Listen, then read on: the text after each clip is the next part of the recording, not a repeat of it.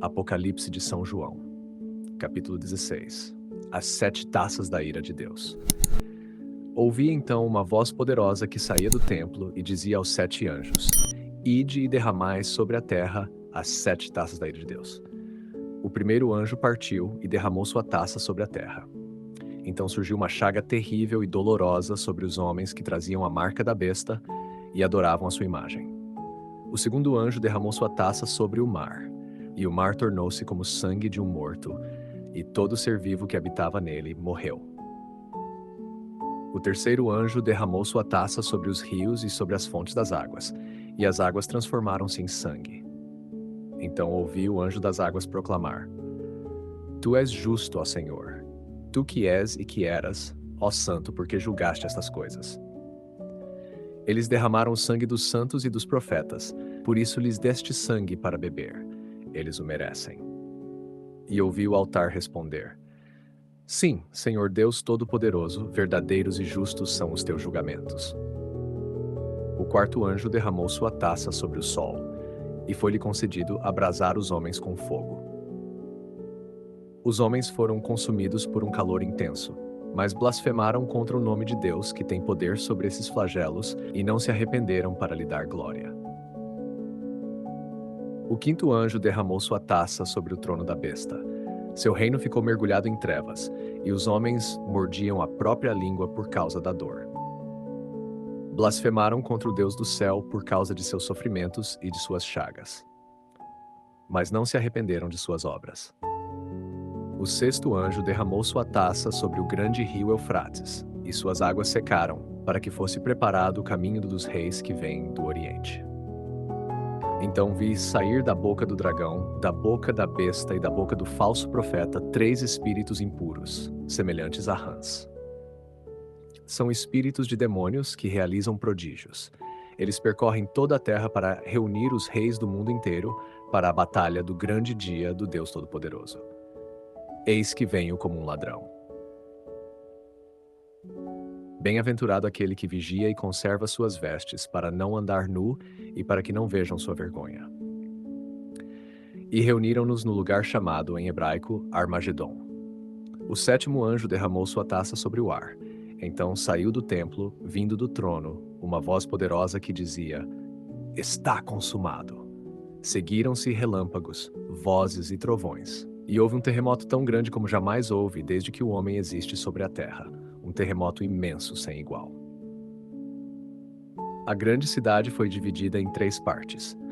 As cidades das nações desmoronaram. E a grande Babilônia foi lembrada diante de Deus para receber o cálice do vinho do furor de sua ira.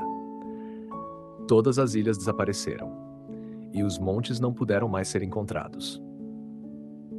Então caiu do céu sobre os homens uma enorme tempestade de granizo. Cada pedra pesava aproximadamente 1 talento. E os homens blasfemaram contra Deus por causa da praga do granizo, porque essa praga era extraordinariamente grande. Comentário patrístico de destaque para o Apocalipse 16. Para o capítulo 16 do Apocalipse, o comentário patrístico mais completo e influente que chegou até nós é o de André de Cesareia, autor da obra Comentário ao Apocalipse, Interpretatio in Apocalypsim. Sua importância é singular. Entre os padres da Igreja, André de Cesareia preservou a mais extensa interpretação patrística do Apocalipse, sendo amplamente utilizado pela tradição oriental e frequentemente consultado pelos estudiosos da tradição cristã antiga. Comentário de André de Cesareia sobre as 7 taças da ira de Deus. Ao comentar este capítulo, André ensina que as 7 taças não devem ser compreendidas apenas como castigos materiais, mas principalmente como manifestações da justiça divina diante da obstinação do pecado. Segundo ele, Deus não envia os flagelos porque deseja a perdição dos homens, mas porque os pecadores rejeitaram repetidamente a misericórdia oferecida. Sobre a repetida afirmação, open quote, e não fizeram penitência, close quote, André observa que o verdadeiro drama deste capítulo não são os castigos em si, mas a dureza dos corações. Ele escreve em síntese, open quote, os homens são atingidos pelos juízos divinos, mas permanecem presos à impiedade. Assim se manifesta a extrema enfermidade da alma, sofrer os castigos e ainda assim não voltar para Deus. Close quote. Essa interpretação possui profundo valor espiritual. O foco da visão não é a destruição do mundo, mas a revelação da liberdade humana diante da graça. O significado das taças.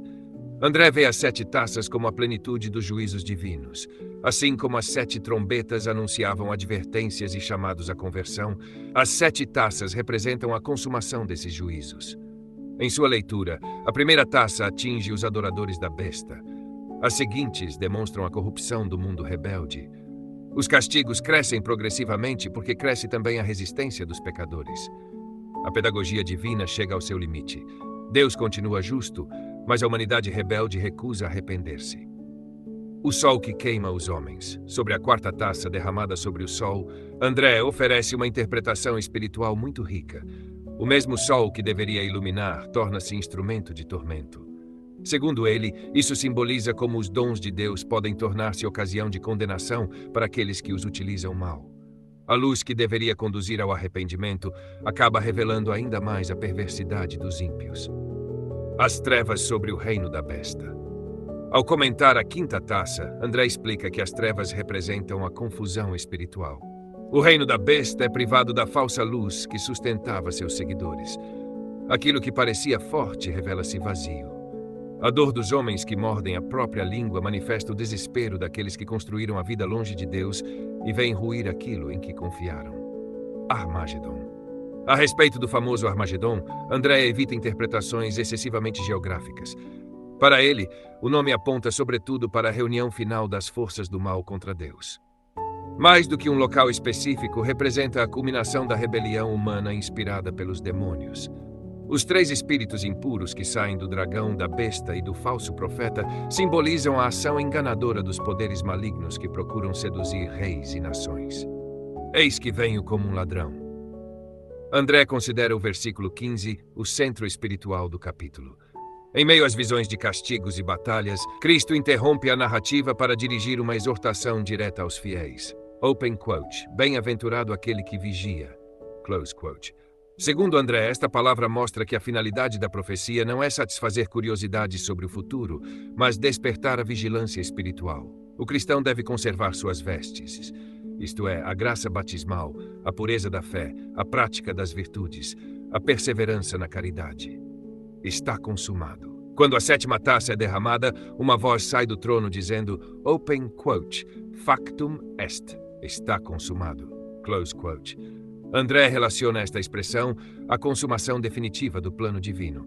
Assim como Cristo proclamou na cruz, open quote, tudo está consumado, close quote. Agora chega ao fim a história da luta entre o reino de Deus e as forças do mal. Os juízos chegaram à sua plenitude. A justiça divina manifesta-se completamente. Open quote. Os castigos do Apocalipse não revelam apenas a justiça de Deus. Revelam, sobretudo, a tragédia de um coração que, mesmo diante dos sinais mais evidentes, recusa converter-se. Close quote. Para André, o tema principal do capítulo não é o terror dos flagelos, mas o contraste entre a justiça perfeita de Deus e a obstinação daqueles que rejeitam a graça. Por isso, o versículo mais importante do capítulo não é o que fala dos terremotos, das taças ou de Armagedon, mas a advertência de Cristo. Open quote. Eis que venho como um ladrão. Bem-aventurado aquele que vigia. Close quote. Essa é a chave espiritual de toda a visão. La referência patrística. Autor André de Cesareia. Obra Comentário Apocalipse Interpretatio in Apocalypse. Livro V. Comentário sobre Apocalipse 16. Trata-se do mais importante comentário patrístico integral ao Apocalipse, conservado pela tradição cristã antiga, sendo uma das principais fontes para a interpretação dos últimos livros das Escrituras na tradição da Igreja. Queridos ouvintes, chegamos ao fim deste audiolivro e quero expressar minha profunda gratidão a todos que permaneceram conosco até aqui. Sua dedicação em acompanhar essa obra é um verdadeiro sinal de busca pela sabedoria e pelo crescimento espiritual.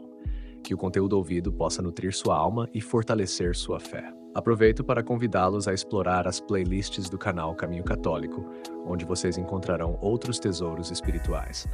São obras que podem acompanhar e iluminar sua jornada, como Castelo Interior de Santa Teresa de Jesus, Confissões de Santo Agostinho, Palavras Bíblicas, com o Evangelho comentado por grandes eclesiásticos, Filoteia, de São Francisco de Sales, Tratado da Verdadeira Devoção à Santíssima Virgem, de São Luís Maria de Montfort, A Imitação de Cristo, de Tomás de Kempis, e As Três Idades da Vida Interior, do padre Garrigou Lagrange.